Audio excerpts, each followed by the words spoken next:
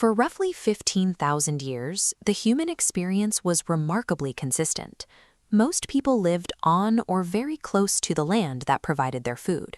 Your day was dictated by the sun, your tools were made within your own community, and with few exceptions, your life expectancy stayed between 25 and 35 years. Compare that agrarian baseline to today. You have electricity, blueberries in February, and antibiotics. Your bed, your tap water, and your every waking second is supported by a global supply chain of millions of people you will never meet. The force that broke 15 millennia of stagnation was the combination of fossil-fueled industrial technology and capitalism incentives.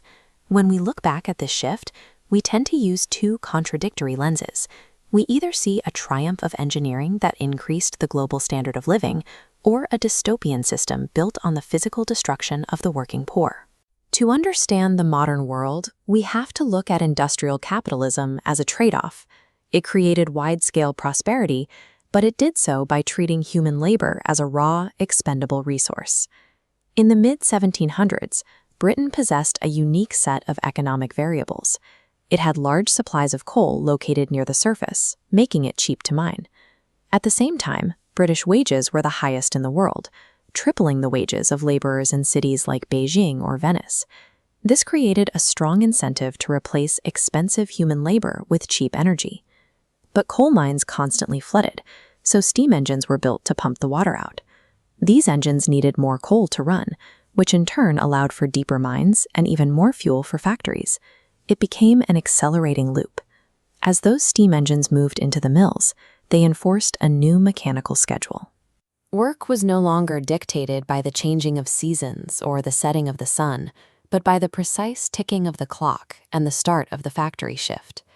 Because fuel was cheap and people were expensive, it made mathematical sense to automate. This established the foundational logic of the new economy. Labor was viewed as an interchangeable cost, to be optimized and reduced wherever possible. This relentless drive for efficiency created a wealthy new middle class, but that capital was extracted directly from the physical health and safety of the working poor. This is a transcript from the 1832 Sadler Committee. In it, a worker named William Cooper testifies that he began working in the mills at age 10. His shift ran from 5 in the morning until 9 at night, 16 hours with a single 40-minute break. To keep exhausted children awake, Cooper says they were, quote, frequently strapped or beaten. The factory floors were often dangerous. Worker Joseph Hebergum testifies here about an accident caused by an uncovered machine shaft. He describes a boy who was caught in the machine, which broke his thigh bones and ripped the flesh from his knee to his hip. The boy died, and his sister, who tried to pull him off, had both her arms broken and her head crushed. Outside the factory, conditions were just as severe.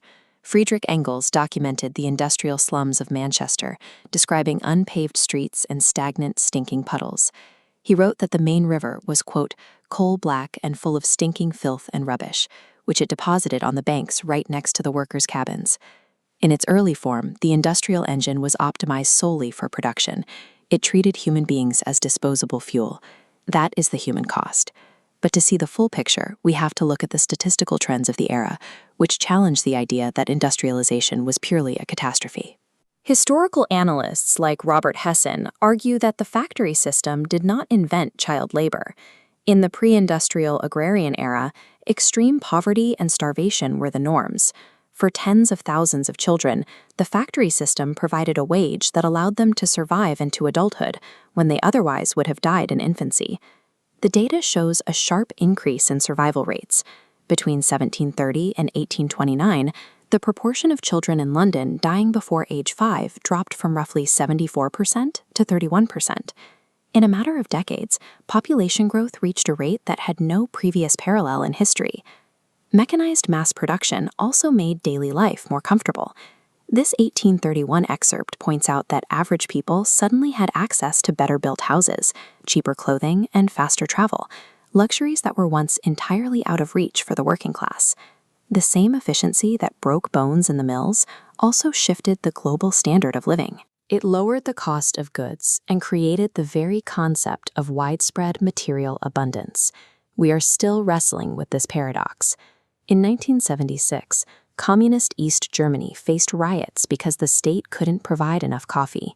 Yet by 1999, thousands of protesters in Seattle were marching against the global market, carrying signs that read, "Capitalism destroys life."